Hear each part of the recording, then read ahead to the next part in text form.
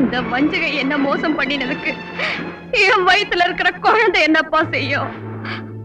அத நான் நல்லபடியா பெத்தெடுக்க போறேன். வக்கீல் தயாநிதியோட பேரன்தான் என் பிள்ளைன்னு நிரூபிக்க போறேன்.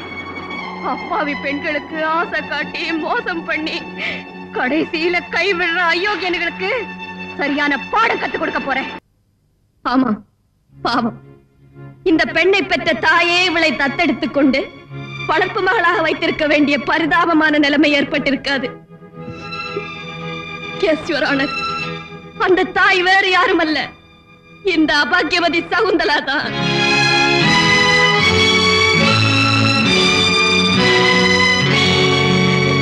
இவள் என் மகள், என் வயிற்றில் பிறந்தவள். யுவர் ஆனர், என் வயிற்றில் பிறந்தவள்.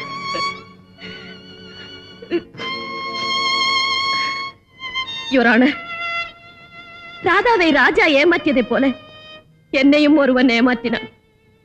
அவளுடைய நிகழ்கால வாழ்க்கையும் என்னுடைய கடந்த கால வாழ்க்கையும் ஒரே மாதிரியானவை.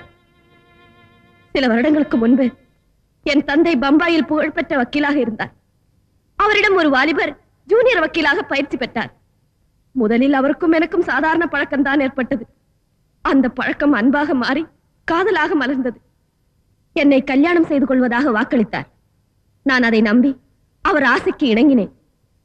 அதன் விளைவாக நான் கர்ப்பமானேன். என்னை கல்யாணம் செய்து கொள்ளும்படி கெஞ்சினேன்.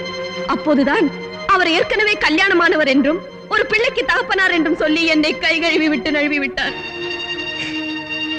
இது என் தந்தைக்கு தெரிந்துவிட்டது. நான் கர்ப்பமாக இருப்பது உலகத்துக்கு தெரிந்துவிட்டால் எனக்கு கல்யாணமே ஆகாமல் போய்விடுமே என்று பயந்து என்னை ஒரு கிராமத்திற்கு அழைத்து சென்றார். என் பிரசவத்திற்காக ஒரு மருத்துவமனையில் சேர்த்தார். மயக்கம் தெளிந்து நான் கேட்ட பொழுது குழந்தை இறந்தே பிறந்தது என்று சொன்னார். அதன் பிறகு என் தந்தை எவ்வளவோ வற்புறுத்தியும் நான் கல்யாணத்திற்கு சம்மதிக்கவில்லை. ஒரு ஆண்மகன் என்னை ஏமாற்றியதற்காக இன்னொரு ஆண்மகனை நான் ஏமாற்ற விரும்பவில்லை. யுவரான, என் தந்தை சாகும் பொழுது ஒரு உண்மையை சொன்னார். என்னை கல்யாணம் செய்து கொடுக்க வேண்டும் என்பதற்காக எனக்கு பிறந்த பெண் குழந்தையை யாருக்கும் தெரியாமல் குறிப்பிட்ட ஆசிரமத்தில் சேர்த்திருப்பதாக சொன்னார். நான் அந்த அனாதை ஆசிரமத்துக்கு சென்று என் அருமை மகளை அழைத்து வந்தேன். மாதவிக்கும் கோவலனுக்கும் பிறந்த மணிமேகலையின் நினைவாக என் மகளுக்கு மேகலா என்று பெயர் வைத்தேன். இந்த பொல்லாத சமுதாயத்திற்கு பயந்து என் மகள் என்ற உண்மையை மறைத்து வளர்ப்பு மகள் என்று சொல்லி எல்லோரையும் நம்ப வைத்தேன். என்னை பாசமுடன் அம்மா என்று அழைக்க வேண்டிய என் அன்பு மகள் மேடம் என்று கூப்பிடுவதை கேட்டு என் உள்ளம் குமுறிக் கொண்டிருக்கிறது.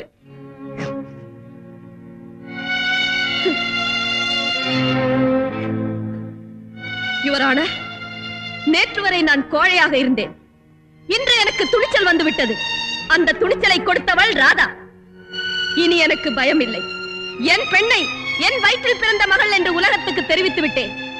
இத்தனை வருஷமாக என் இதயத்தை அழுத்திக் கொண்டிருந்த பாரத்தை இப்போது இறக்கி வைத்து விட்டேன். யுவரான, எந்த முகூர்த்தத்தில் என் தந்தை எனக்கு சகுந்தலா என்று பெயர் வைத்தாரோ அந்த சகுந்தலையின் கதி எனக்கும் ஏற்பட்டு விட்டது. அந்த சகுந்தலையாவது கடைசியில் தன் கணவரோடு சேர்ந்து விட்டாள். ஆனால் இந்த சகுந்தலைக்கு கணவரே இல்லை என்றாகிவிட்டது. யுவரான, இந்த சகுந்தலையை காதலித்து கர்ப்பமாக்கி கைவிட்ட அந்த துஷ்யந்தன் இதோ இந்த டைகர் தயாநிதிதான்.